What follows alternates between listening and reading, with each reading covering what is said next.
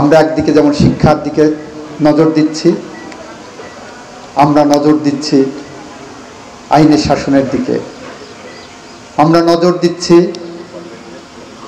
বাংলাদেশে ন্যায় বিচার প্রতিষ্ঠার দিকে। যে কারণে দেখেছেন আমরা দায়িত্ব নেওয়ার পরে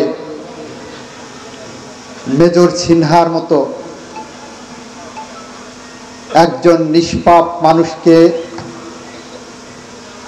পুলিশি দুর্বৃত্তায়নের মাধ্যমে খুন করাকে আমরা ত্বরান্বিত করেছি বিচারটা।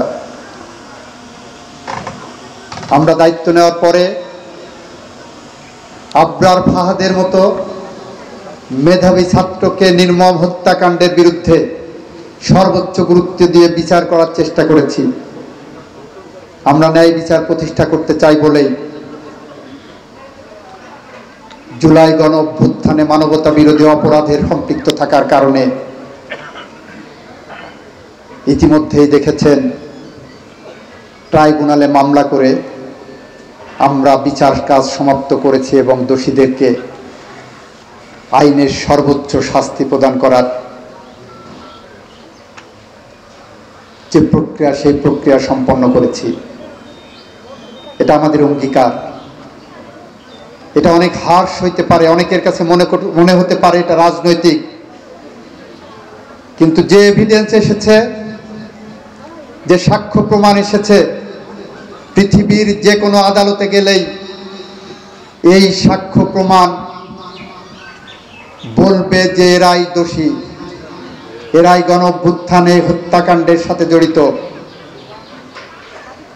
আমরা এমন একটি বিচার প্রক্রিয়ার মধ্য দিয়ে এগিয়ে যাচ্ছি। সমালোচনা আমাদের থাকবেই, কিন্তু কারা সমালোচনা করছে তাদের দেখতে হবে। আর আমি 1400-র উপর মানুষ মাত্র 20 দিনে খুন হয়েছে সেটা দেখছি। মাত্র 20 দিনে 30,000-এর মতো মানুষ চোখ হারিয়েছে, হাত হারিয়েছে, পা হারিয়েছে, পঙ্গুত্ব বরণ করেছে। আমি এদের জন্য ন্যায় বিচার দেখছি। এখানে হাসিনা আমার কাছে মুখ্য নয়, আমার কাছে মুখ্য মানবতা বিরোধী অপরাধ হয়েছে। আমার সমাজ রক্তাক্ত হয়েছে, আমার দেশ রক্তাক্ত হয়েছে, আমার দেশের মানুষের হৃদয়ে রক্তক্ষরণ হচ্ছে, এতগুলো মানুষকে পাখির মতো গুলি করে হত্যা করা হয়েছে। আমি সেইটা দেখছি।